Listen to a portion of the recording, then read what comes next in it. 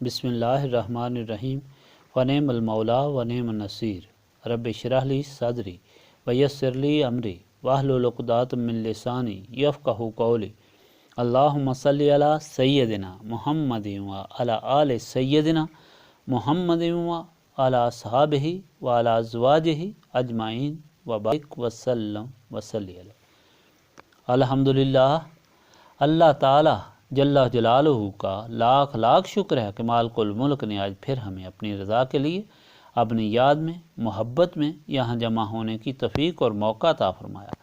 لاکھوں اور کروڑوں درود اور سلام سرور انبیاء حبیب خدا حضرت محمد مصطفیٰ صلی اللہ علیہ وآلہ وسلم پر، جن کے طفیل یہ کرم ہوا۔ سامعین اکرام، اللہ تعالیٰ نے قرآن پاک میں ارشاد فرمایا ہے، قُلْ يَا عِبَادِيَ الَّذِينَ أَسْرَفُوا عَلَىٰ أَنفُسِهِمْ لَا تَقْنَطُوا مِن رَحْمَتِ اللَّهِ إِنَّ اللَّهَ يَغْفِرُ الذُّنُوبَ جَمِيعًا إِنَّهُ هُوَ الْغَفُورُ الرَّحِيمُ۔ اے محمد صلی اللہ علیہ وآلہ وسلم، آپ کہہ دیں کہ لوگ جنہوں نے اپنے آپ پر ظلم کیا ہے وہ خدا کی رحمت سے مایوس نہ ہوں، خدا سارے گناہوں کو بخش دے گا کیونکہ وہ بخشنے والا ہے۔ بڑی سمجھنے والی بات ہے کہ اگر کسی انسان کی نافرمانی کی جائے، مخالفت کی جائے، بے ادبی کی جائے تو اسے راضی کرنا پڑتا ہے، خواہ ماں باپ ہی کیوں نہ ہوں جو بہت ہی مہربان ہوتے ہیں، لیکن ظلم کرنے والے نے ہی راضی کرنا ہوتا ہے۔ پھر بھی یقین نہیں کہ راضی ہوگا کہ نہیں، مگر اللہ تعالیٰ جو بے مثال اونچی شان والا ہے، جس کے انسان پر بے شمار احسان ہوتے ہیں، وہ ظالموں کو فرماتا ہے کہ وہ لوگ جو ظلم کر بیٹھے ہوں وہ میری رحمت سے مایوس نہ ہوں اور یہ نہ سمجھ لیں کہ میں ہمیشہ کے لیے ناراض ہو گیا ہوں۔ مجھے کبھی تمہاری تکلیف پسند نہیں، میں تمہاری فلاح اور اچھائی چاہتا ہوں۔ آؤ میرے دروازے پر، گزشتہ گناہوں کی معافی مانگو، میں تم کو بخش دوں گا۔ میرا کام ہی بخشنا ہے، مہربانی کرنا ہے۔ کتنا رحم و کرم ہے اور واقعی بے مثال ہے رحم و کرم والا آقا۔ دوسری بات جو اس ارشاد پاک میں ہے وہ یہ کہ انسان جو غلطی کرتا ہے وہ خدا کا کوئی نقصان نہیں کرتا، اس لیے خدا نے جتنے قوانین بنائے ہیں ان میں انسان کی بہتری ہی مضمر ہے اور ان پر عمل کرنے سے اس کی اپنی فلاح ہے۔ یعنی جو کچھ مالک الملک نے بنایا ہے انسان کی بہتری، آرام اور دل لگی کے لیے بنایا، اور ساری دولتیں بھی اسی کے لیے ہیں، اور انسان کو اپنی عبادت کے لیے بنایا، اور اس عبادت میں بھی انسان ہی کی بہتری ہے کہ گناہوں سے نجات ملتی ہے، دل کی ظلمت دور ہوتی ہے، دینی و دنیاوی رکاوٹیں دور ہوتی ہیں، سرور و کیف حاصل ہوتا ہے، اور اس طرح انسان خداوند تعالیٰ کے ان انعامات کا بھی حقدار بنتا ہے جو موت کے بعد ملنے والے ہیں۔ حاضرین مجلس، حاصل کلام یہ ہوا کہ خدا کا احسان ہے کہ اس نے ہمیں بنایا ہے اور سب کچھ عطا فرمایا ہے، اور پھر اپنا شکر ادا کرنے کے لیے یہاں جمع فرمایا ہے۔ اس لیے کوئی شخص کبھی بھی یہ نہ سمجھے کہ اس نے کمال کیا ہے کہ خدا کی یاد کے لیے تکلیف اٹھا کر آیا، بلکہ خدا کا احسان ہے کہ اس نے نیک عمل کرنے کی توفیق عطا فرمائی اور اس کے بدلے میں کئی گنا دینے کا وعدہ فرمایا۔ آؤ مل کر خدا رحیم و کریم کی عبادت شروع کریں، اس یقین کے ساتھ کہ خداوند تعالیٰ اس یاد کے طفیل ہی ہمارے گناہوں کو بخشے، ہمیں گناہوں اور غفلت سے نفرت عطا فرمائے اور اپنی ذات پاک کا اتنا عشق عطا فرمائے کہ اس کی یاد کے آگے ہر چیز ہیچ نظر آئے۔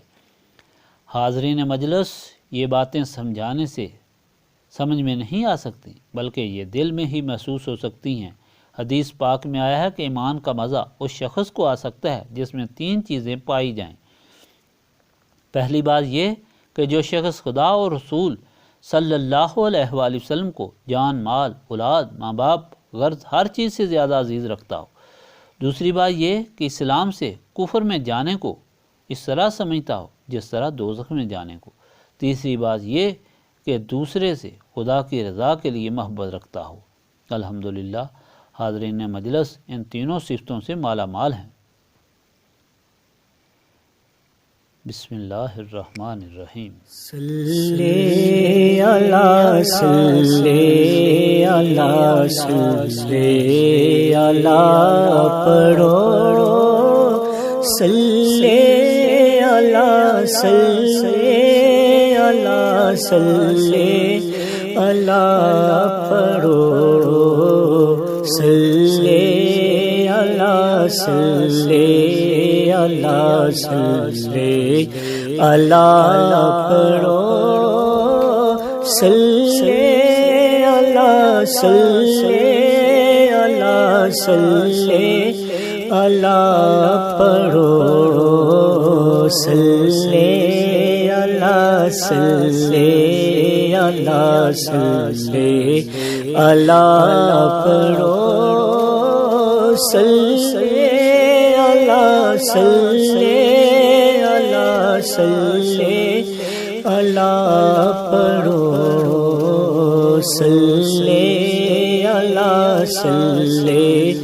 علی صلی علی پڑھو صلی علی صلی علی صلی علی پڑھو صلی علی صلی علی صلی علی پڑھو صلی علی صلی علی صلی علی پڑھو